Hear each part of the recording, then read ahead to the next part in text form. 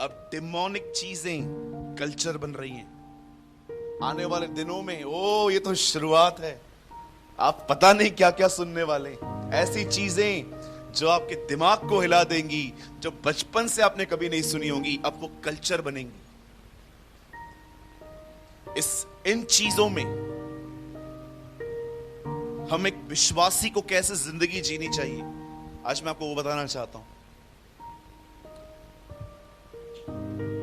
यहां पर When Abraham was 99 years old, जब इब्राहिम 99 वर्ष के हो रहे हैं, तब कलाम पाक कहता है खुदा उस पर रिवील होता है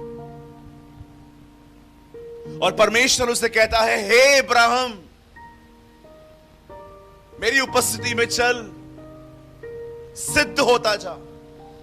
मेरी अंग्रेजी, माय इंग्लिश मार्जिन सेट, मेरी इंग्लिश बाइबल बताती है, O Ibrahim, walk before me and be blameless.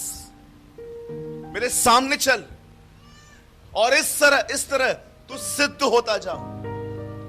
क्या होता है सिद्ध व्यक्ति? सिद्ध व्यक्ति का मतलब होता है अब उससे गलतियां नहीं होती, इसे सिद्ध कहते हैं। अगर आप ये बात नहीं जानते कि सिद्ध व्यक्ति क्या होता है, तो मैं आपको छोटी सी बात बताना चाहता हूं। सिद्ध वो है जो अब गलतियां नहीं करता। पाप छोड़ दो, पाप तो बहुत दूर हो गया उससे, अब वो गलतियां भी नहीं करता। क्यों परमेश्वर इब्राहिम के पास ये वचन लेकर आया? क्या कारण था कि परमेश्वर इब्राहिम को यह कह रहा था, इब्राहिम अब तुझे सिद्ध बनना है? क्योंकि उन दिनों में इब्राहिम कुछ ऐसी गलतियां कर चुका था जो खुदा चाहता था अब वो दोबारा ना करे। बड़े ध्यान से सुनिए, कलाम पाक कहता है एक समय था जब परमेश्वर ने इब्राहिम को बुलाया, जब वो 75 साल के थे। उस समय सारा की उम्र थी 65। His first name was not Abraham, his name was Ibrahim. सारा का नाम सारे था पहले। अब आराम से पढ़ के देखिए। और जब खुदा उनको बुलाता है तो परमेश्वर इब्राहिम से कहता है, तू अपना घर बार, अपनी सारी इमोशनल अटैचमेंट्स को तोड़ और तू मेरे पीछे आ। याद रखिए इस चीज को, एक व्यक्ति जो सांसारिक चीजों के प्रेम में है, इस्तेमाल करने में नहीं।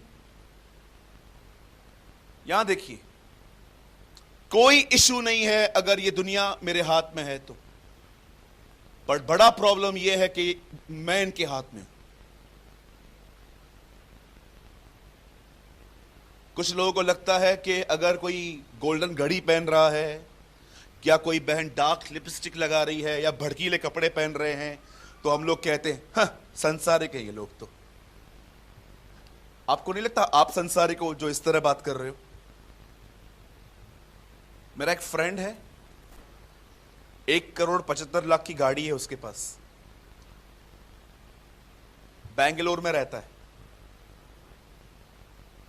वो जो घड़ी पहनता है, उस घड़ी की कीमत 35 लाख रुपया है। मैं एक दिन उससे मिला, वो मुझे एयरपोर्ट पे लेने आया था। मैं उसके पास प्रचार करने के लिए नहीं गया था, मुझे कहीं और जाना था। उसने कहा मैं तेरे ड्रॉप करूंगा वहां तक।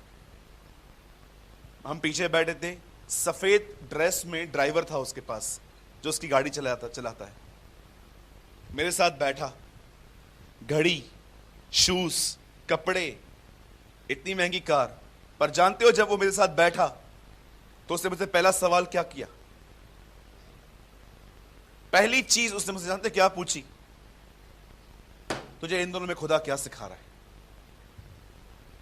ऐसे बहुत लोग हैं जिनके पास दुनिया की हर वस्तु है पर उनका मन उनमें नहीं है। संसार आपके हाथ में है, कोई प्रॉब्लम नहीं है। आप संसार के हाथ में हैं, यह बड़ी प्रॉब्लम है। मैंने ऐसे बहुत सारे लोगों को देखा है, जब परमेश्वर थोड़ा उनको देता है ना, उनका मन उनके अंदर घुस जाता है। फिर परमेश्वर थोड़ा पीछे हट जाता है कि ये अभी तक नहीं है, ये तो देकर मैं इसको ही अपने आप से खो दूंगा। फिर खुदा आपको मैच्योर करता है, फिर वो आपको जिंदगी की वैल्यूज सिखाता है और जब आप सीख जाते हो कि यार खुदा ही सबसे भला है, फिर वो देता है, फिर उस चीज को पाके भी आप उसके साथ बने रहते हो। आमीन।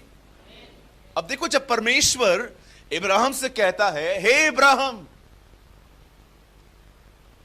तब कलाम कहता है, परमेश्वर ने इब्राहिम से कहा तू यहां से बाहर आ। और इब्राहिम अपने निकलने में ही एक गलती कर बैठा, उसने लूत को ले लिया। लूत परमेश्वर की बुलाहट याद रखी।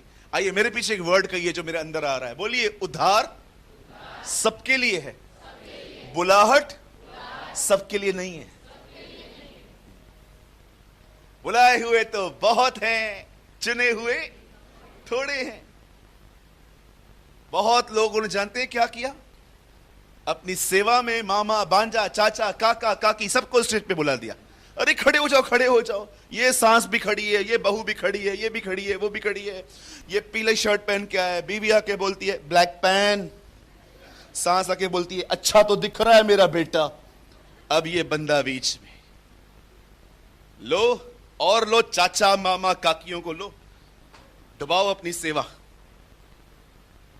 तुम्हारे कलीसियाओं के अंदर सबसे बड़ी प्रॉब्लम जानते हैं क्या है?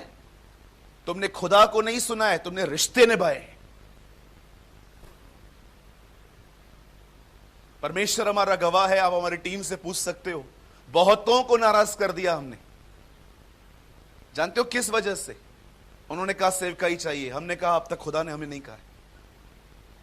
लेकिन हम अगर इमोशनल लोग होते ना, चलो आ जाओ, मेरी मामी आई, सूरज मेरी आवाज अच्छी है, आ मामी गीत गा। ओ अंकल आया, ब्रदर मैंने बाइबल पूरा पढ़ लिया, अरे आप आ जाओ प्रचार करो। खुदा ने कहा कुछ नहीं कहा, बस चलो लेते जाओ सबको। यहां देखिए सब, मैं आपसे पूछना चाहता हूं, बताइए यहूदा इस्करियोती की जगह पे किसका चुनाव हुआ? क्या नाम था? मत्तिया। बताइए मत्तिया में क्या क्वालिटी थी? नए नियम में तो कुछ लिखा ही नहीं है उसके बारे में। अरे उसके अंदर एक ऐसी क्वालिटी थी जो लोगों ने ध्यान नहीं दिए। पतरस कहता है हम में से कोई ऐसा व्यक्ति यहूदा की जगह ले जो पहले दिन से हमारे साथ में है। दूसरी कलीसिया को छोड़ के आया है वो नहीं, पहले दिन से हमारे साथ में है।